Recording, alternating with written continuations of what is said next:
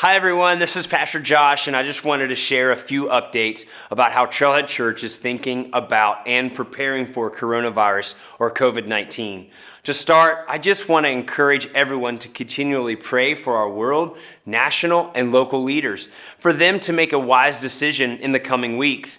Also, be in prayer for those affected by this virus, especially those at biggest risk and the healthcare workers who are being called on to care for the sick.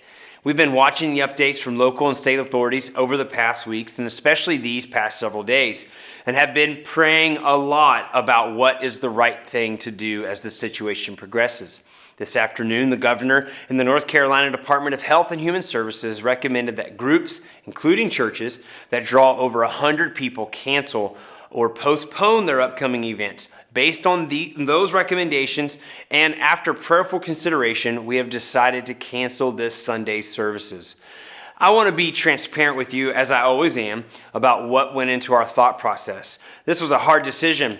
Our regular Sunday meetings are extremely important to the life of our church from a spiritual development standpoint, a community and fellowship standpoint, and from a budgetary standpoint. That being said, we know that God calls us to honor our governing authorities and to love and serve our neighbors. And right now, that means protecting our community, and especially those who may be most vulnerable, by being a part of the solution rather than part of the problem. I share often that my expectations of those who call Trailhead their home is that they are taking their faith out of the church and into their homes, their workplaces, and their schools. Even so, I know that for most Americans, Sunday mornings is one of the few times they are actively engaging in their faith. Well, guess what, Trailhead? It's time to show our families, our community, that we are not most Americans. We live what we believe, and we believe that the church is not a social gathering or a building. While I hate not being able to gather together physically, I know we can still worship, pray, and learn together. This Sunday morning, we'll be offering a live stream of full service that you and your family can participate in right from your living room. Pastor Stephen and his team will lead us in worship. I'll share a message, and we'll even be providing all our parents with a fun video and lesson you can go through with your kids.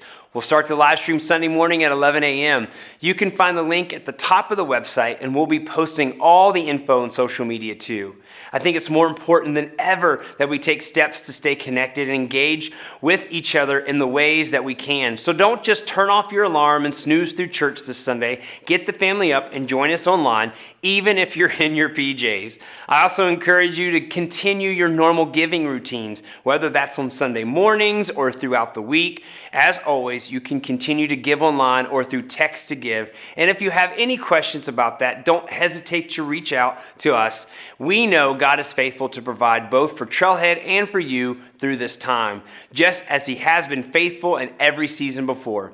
As we continue to navigate through this situation throughout the coming weeks, I ask that you stay tuned to our Facebook and Instagram accounts or watch your email for updates. We'll continue to monitor the guidance of local authorities and the medical professionals we are in touch with, and we'll let you know as we make decisions about any events or services past this Sunday.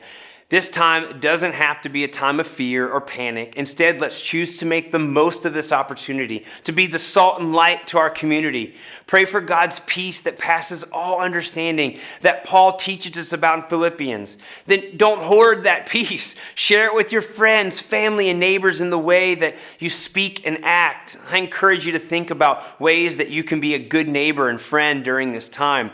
Maybe that means picking up needed supplies for an elderly neighbor or finding ways to support the medical professionals you know as they are called to work longer hours and be away from their families. Of course, you should always use wisdom and seek counsel and allow the Holy Spirit to lead you. I love you all, and I'll see you online Sunday at 11 a.m.